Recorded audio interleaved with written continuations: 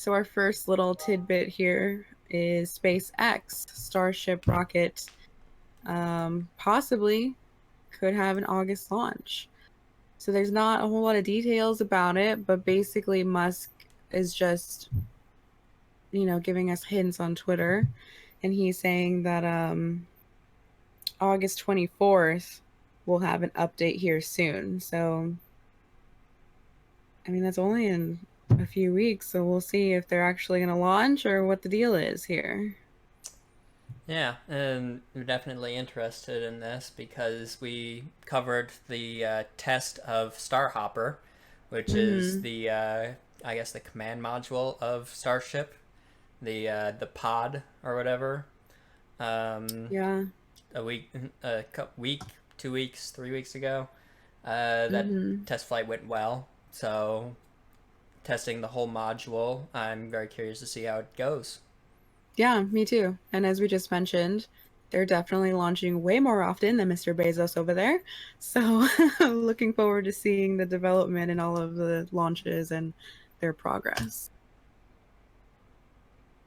And I'm very curious to see if he makes good on his promise of us reaching Mars before 2030.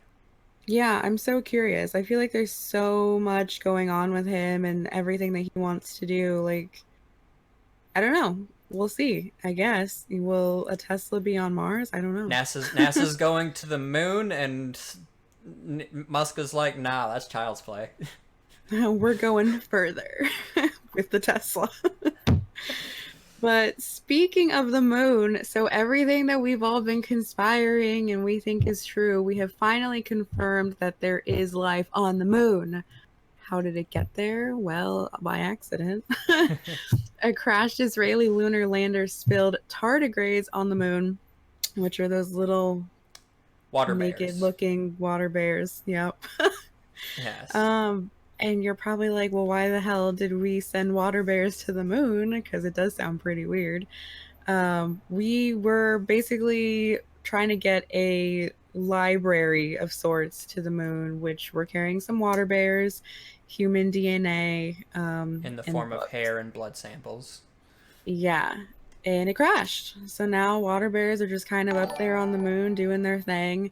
And it's interesting because they can basically survive pretty much any environment, including the harsh environment of space. So it's I'm curious to see what the results will be for this. Like there's human Thank you for the DNA, follow, Daddy Lucifer. water bears. Are there a new form of species? Are we creating aliens? This just might be my brain going off on, a million miles a minute here. But it's just kind of funny, but also very intriguing at the same time.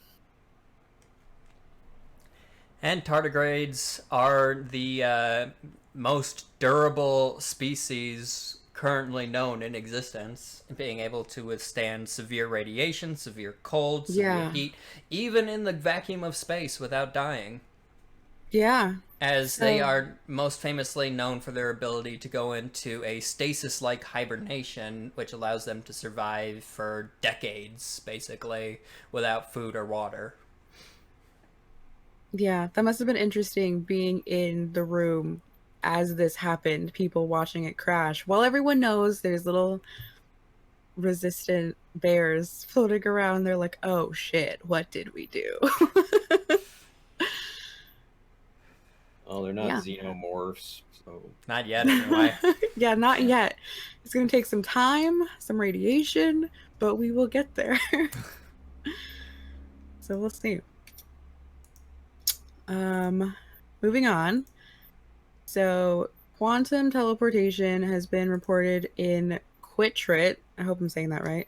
For the first time, which is another science celebration. It's never been done.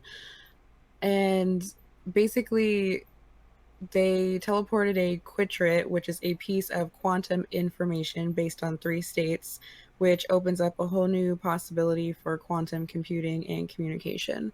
And when we think of teleportation, it's not like the sci-fi teleportation where like I can go from here to Alaska in a second, unfortunately. It's But basically quantum entanglement, which is the entanglement of two particles and allowing you to send information from one particle to another particle. Right. It's solely based on information. So, kind of to dumb it down, if you think of just being information in one area, it can communicate with another set of information in another area, no matter the distance, um, which is great because that also opens up possibilities for our internet and communication. So that way it can't be hacked, which we covered a few podcasts ago, the possibilities of a quantum internet, also on a blog. So if you tried to hack it, it would just basically break down the information and you couldn't hack it. So very interesting, opening up lots of new possibilities. Um, so we'll see. Maybe one day this will lead for me to teleporting to Alaska. I don't know. So, for those of you who don't know what quantum entanglement is, it's when two particles are quantumly entangled, which basically gives these two particles direct line of communications between each other and only to each other, which means any information sent on one to basically sent through one particle is instantaneously or near instantaneously received by the other particle that had been entangled, no matter the distance. So basically, like, I'm in Andromeda, and you guys are here on Earth in the Milky Way. Like, I could be communicating with you directly, Right. with almost no latency. Exactly. Like, So it's cool. anywhere in the like, as far as we know, this works like from anywhere in the universe. So you could be anywhere, and if you're sending information through this, it's getting it basic in near real time, if not real time, wherever that other particle is. And that's just amazing because it holds so much possibilities. And like we said, quantum internet and communication in general, quantum computing in general, like, possibilities are definitely exponential.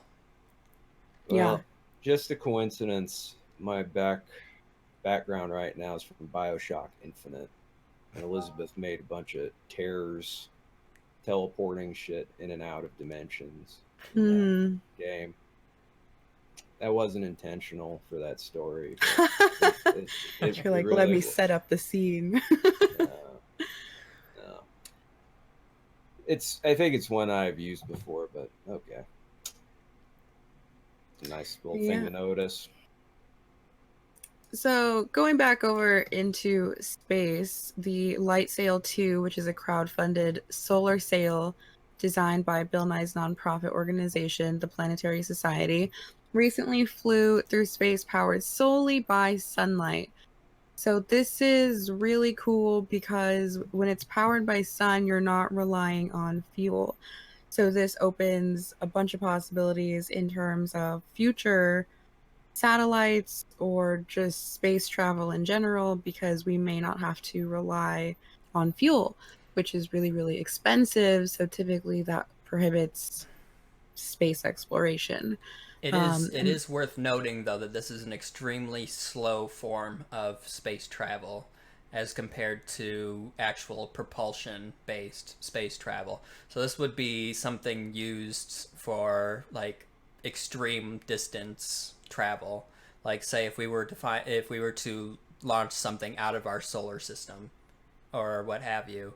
That being said, the solar sails are also extremely, like, they're not very thick. They're like microns thin, so they're not very durable. So at the same time, it like, we would have to be very, very careful with them. Right. And it was noted, though, that although the generator momentum is very small, once you're actually in space, because there's no resistance, the method can accelerate ships to potentially much higher speeds than traditional propulsion. So it can allow us to have satellites either orbiting or stationary up in space and potentially travel to distant planets. I could see this being used. Like, I'm a lover of sci-fi, so I'm just gonna say, like, think of a seed ship, or a Yeah. or a multi-generational colony ship using these solar This sails. this happened in Totally. Prometheus. They were using solar sails in Prometheus when they were moving a colony. Well, I mean, this isn't anything new. Like this was first attempted a few years back, probably before Prometheus came out. And the problem with Light Sail One Oh wait, wait, was, wait. Actually, no, no. It wasn't Prometheus. It was the second one. Alien Covenant. If, yeah, it was Alien Covenant, not Prometheus. But uh, it was one of the more yeah one of the new it Ridley was the Scott most alien recent movies. one. Yeah. Yeah. So the problem with Light Sail One is because again these things are very fragile and stuff like that. When it was launched, there was a tear in the sail, unfortunately. So that was one of the major failings of the first one. And it's nice to see that they were able to launch the second one without any major issues. Mm-hmm.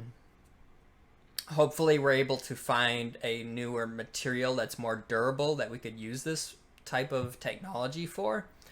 But yeah, like I can just see this being used for like a multi-generational colony ship where it's just sent out into space with like say 200 humans and enough room to house like 2,000 humans, and eventually it would propagate and eventually fill up the ship as it's progressing into through deep space towards a probable habitable planet where like these people will live, grow old, be born, live, grow old, and die on this ship probably for decades before reaching their destination, if not centuries.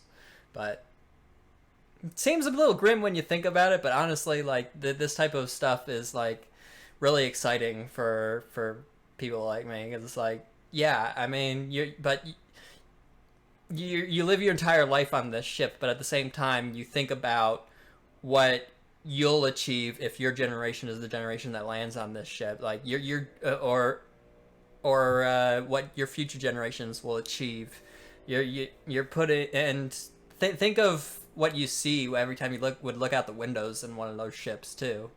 Like Yeah. maybe you're passing by a nebula one year. You see all the lights and the colors and stuff like that, and it would definitely be a different type of existence than what we have now. Yeah. Drastically. Be like in a Fallout vault in space. Pretty much. Kind of. Yeah. Hopefully, without all The sick the experiments. sick experimentation that Vault Tech put the people through, you know.